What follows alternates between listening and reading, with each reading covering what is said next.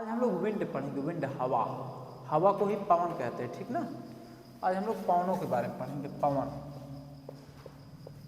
देखिए पवन कितने टाइप के होते हैं। मेनली 3 टाइप के होते हैं। एक होता है सन्मार्गी पवन, दूसरा होता है मौसमी पवन,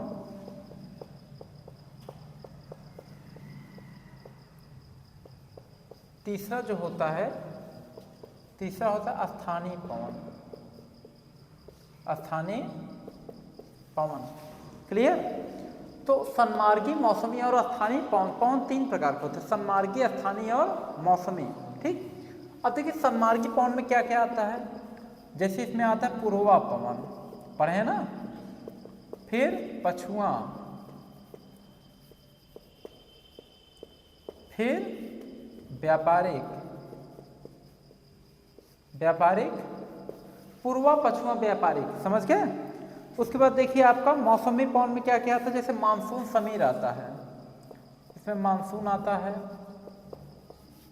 समीर आता है, आ रहा है कि नहीं, मानसून समीर। उसके बाद देखिए स्थानीय पवन में क्या क्या आता है।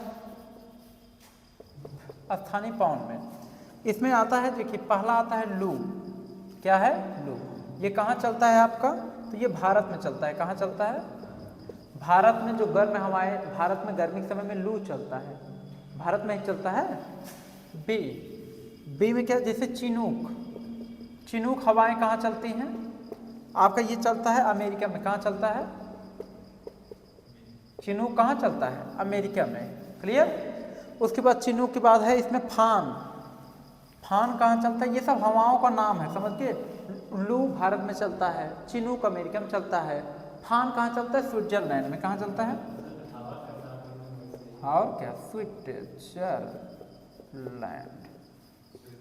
स्विट्जरलैंड में। उसके बाद देखिए फान स्विट्जरलैंड, फिर सिरोको ये चलता है सहारा मरुस्थल में। सहारा,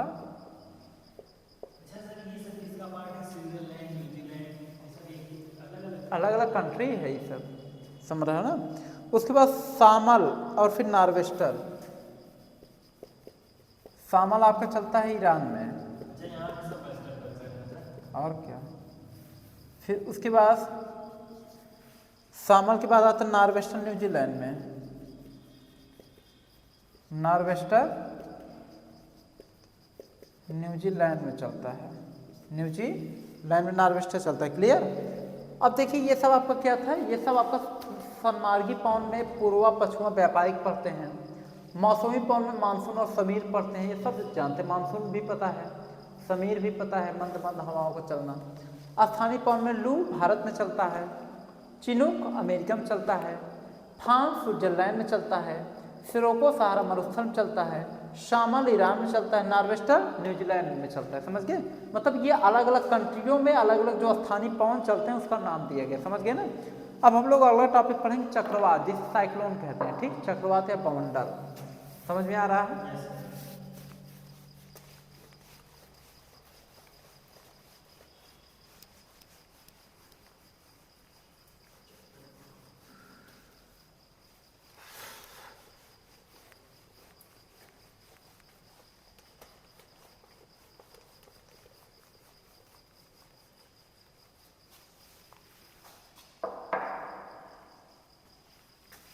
देखिए चक्रवात या बवंडर, इसी को इंग्लिश में क्या कहते हैं, साइक्लोन, ये कहते हैं। अब देखिए ये आता कैसे, चक्रवात या बवंडर, ठीक। देखिए जब भी चक्रवात आता है, तो चक्रवात में क्या होता है कि चक्रवात का जो बीच का जो पार्ट होता है, चक्रवात जब भी आता है ऐसे गोलाकार में आता है ना, ऐसे ऐसे वी शेप की आकृति का होता है, वी शेप का, अभी बना के दिखाएंगे। तो जब चक्रवात आता है तो चक्रवात के केंद्र में, चक्रवात का केंद्र का ताप बहुत ज़्यादा होता है, टेम्परेचर ज़्यादा होता है। और जहाँ टेम्परेचर ज़्यादा होगा वहाँ लो प्रेशर हो जाएगा। कौन सा प्रेशर, क्योंकि गर्म हवाएं कहाँ जाएंगी, ऊपर, तो वहाँ लो प्रेशर होगा। तो जैसे चक्रवात का जो ये केंद्र है, ये बहुत गर्म होता है, गर्म है, तो यहाँ कौन सा प्रेशर आएगा, लो प्रेशर। जब यहाँ लो प्रेशर हो जाएगा तो लो प्रेशर होने से बाहर की जो ठंडी हवाएं हैं इसको भरने के लिए आएंगी कि नहीं? आएंगे, बिल्कुल आएंगे, ठीक। तो इस चक्रवात का जो ये बीच वाला जो केंद्र का जो पार्ट होता है इसका ताप ज़्यादा होता है, टेम्परेचर ज़्यादा। यहाँ प्रेशर कैसा होगा? लो प्रेशर होगा, निम्न दाब हो जाएगा। तो बाहर की जो ठंडी हवाएं इसको भरने के लिए आएंगे, समझ गए कि नहीं?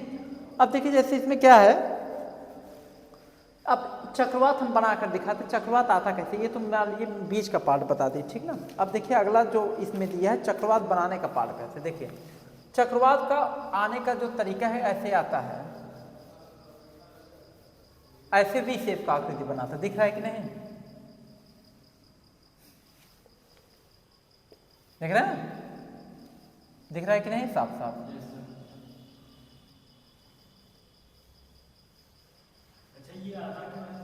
चक्रवात, समझ के बता रहे हैं। ये चक्रवात है, इस टाइप से आता है, समझ गए? ये एक प्रकार का जान लीजिए बाउंडर है, तूफान है, समझ गए? ये कहीं कहीं से प्रेशर हो करके आता है, समझ गए? जैसे कहीं प्रेशर बहुत ज़्यादा है कहीं पे तो वहीं से बन जाता है, आ जाता है, समझ गए? ये है, ठीक। अच्छा, इसका जो आकृति आप आकार देखेंगे ना, ये वी शेप का दिख रहा है, कैसा दिख रहा है? इसका जो आकार है कैसा है? वी शेप है। बवंडर या चक्रवात का आकार कैसा? वी शेप है ना। इसको मापते हैं किस मेजरमेंट से मापा जाता है? टी स्केल से मापते हैं। किससे मापते हैं? टी स्केल से। किससे मापा जाता है? इसे हम लोग टी स्केल से मापते हैं, टी स्केल, क्लियर? उसके बाद देखिए अब हम लोग एक चीज देखते हैं, फेरल का नियम आता है, क्या आता है? देखिए उत्तरी गोलार्ध और दक्षिणी गोलार्ध में हवाएं कैसे कैसे चलती हैं, थोड़ा सा सब देखते हैं, ठीक ना। ये क्लियर हो कि नहीं? चक्रवात का शेप कैसे बना है आप देख लीजिए। चक्रवात के बीच में टेम्परेचर ज़्यादा होता है, प्रेशर लो, गर्म हवाएं ऊपर उठेंगी, बाहर की ठंडी हवाएं भरने के लिए आ जाएंगी, समझ गए? उसके बाद देखिए चक्रवात का आकार वी शेप के आकार का होता है। इसको किससे मेजर करते हैं? टी स्केल से मेजर करते हैं, समझ गए ना। ये इंस्ट्रूमेंट का नाम है टी स्केल। अब देखिए, अब आपको बताते हैं फेरल के नियमानुसार उत्तरी गोलार्ध में हवाएं कैसे चलती हैं, क्लॉकवाइज चलते हैं कि एंटी क्लॉकवाइज, ये सब देखते हैं, ठीक है। देखिए जैसे आपका ये है, ये केंद्र है, ठीक। अब देखिए यहाँ पे जो है ये इसके जो बीच का जो पार्ट होता है गर्म होता है, गर्म होगा तो यहाँ पे कौन सा प्रेशर होगा? लो प्रेशर ना। जब लो प्रेशर होगा तो बाहर की ठंडी हवा इसको भरने के लिए ऐसे ऐसे आ गए, क्लियर? अब यहाँ पे देखिए ये मान के चलते ये हमारे उत्तरी गोलार्ध का कंडीशन है। किस गोलार्ध का? उत्तरी गोलार्ध का। ये उत्तरी गोलार्ध का कंडीशन, ठीक। नॉर्थन हेमिस्फीयर, तो नॉर्थन हेमिस्फीयर पे हवाएं कैसे चलेंगी? फेरल के नियम अनुसार आपने पढ़ा है, फेरल का नियम क्या होता है? ऐसे होता है, ऐसे, ये ऐसे यस बनता है ना, ये राइट, ये लेफ्ट, राइट लेफ्ट, यही तो है फेरल का नियम। तो फेरल ने क्या बताया? उत्तरी गोलार्ध में हमारे राइट साइड, दक्षिणी गोलार्ध में हमारे बाएं साइड चलने का प्रयास करते हैं। तो इसमें जो है जो हवाएं हैं वो ऐसे चलेंगी, इस टाइप से चलेंगी, हाँ, एंटी क्लॉकवाइज। कैसे चलेंगी? एंटी क्लॉकवाइज चलती हैं, एंटी क्लॉकवाइज, हवाएं एंटी क्लॉकवाइज चलेंगी, समझ गए? अब उसके बाद देखते हैं फिर दक्षिणी गोलार्ध आएगा अब आपका, तो इसमें हवाएं एंटी क्लॉकवाइज चलती हैं, समझ गए कि नहीं? ये उत्तरी गोलार्ध में है, तो उत्तरी गोलार्ध में हवाएं देखो राइट साइड मुड़ने का प्रयास करती हैं। तो देखो ये राइट साइड चल रही ना, आ रहा है कि नहीं? अब देखते हैं दक्षिणी गोलार्ध की, हाँ देख लेते हैं।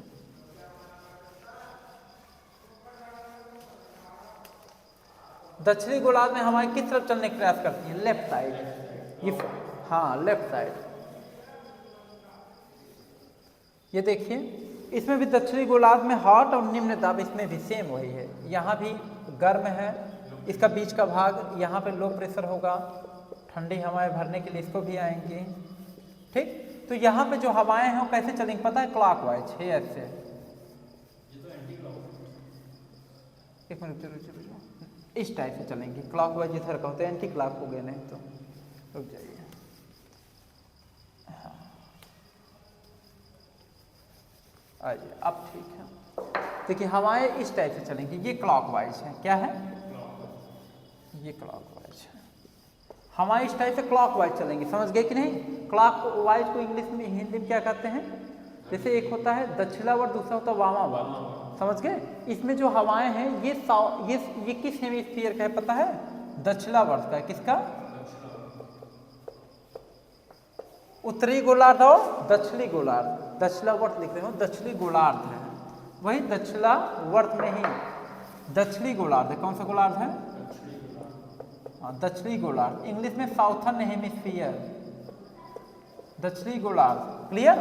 तो इसमें हवाएं कैसे चलने का प्रयास करेंगी, हवाएं इसमें जो है क्लॉकवाइज चलने का प्रयास करेंगी, क्लॉकवाइज जो है हवाएं चलने का प्रयास करेंगे। समझ में आ रहा है कि नहीं।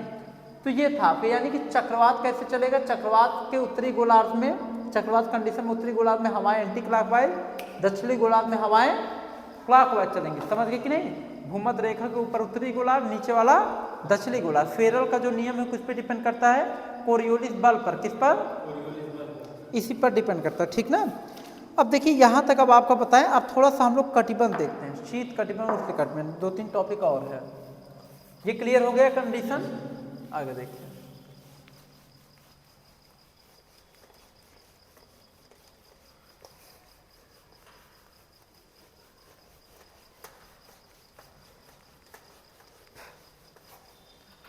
ध्यान देखिएगा,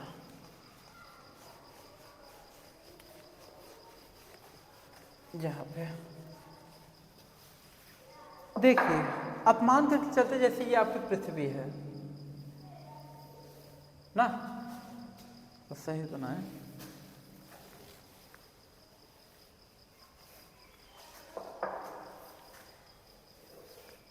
ये आपकी पृथ्वी है, ठीक। अब इसमें देखो पॉइंट एकदम बना देते हैं, जो नाम है थोड़ा सा लिख देंगे, देखिएगा तो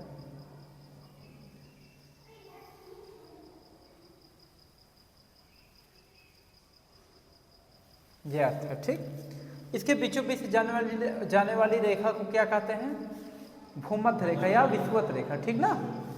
अब ध्यान से आप देखिएगा,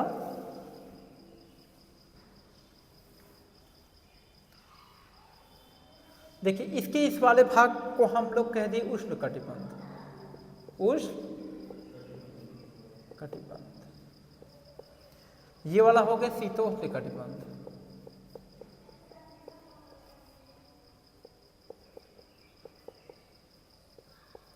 ये हो गया शीत कटिबंध, शीत कटिबंध। क्लियर। नीचे वाला क्या हो गया अब आपका, नीचे वाला भी वही है, यहां भी उष्ण है आपका, यहां भी उष्ण है, यहां भी शीतोष्ण है, यहां भी क्या है, शीत है।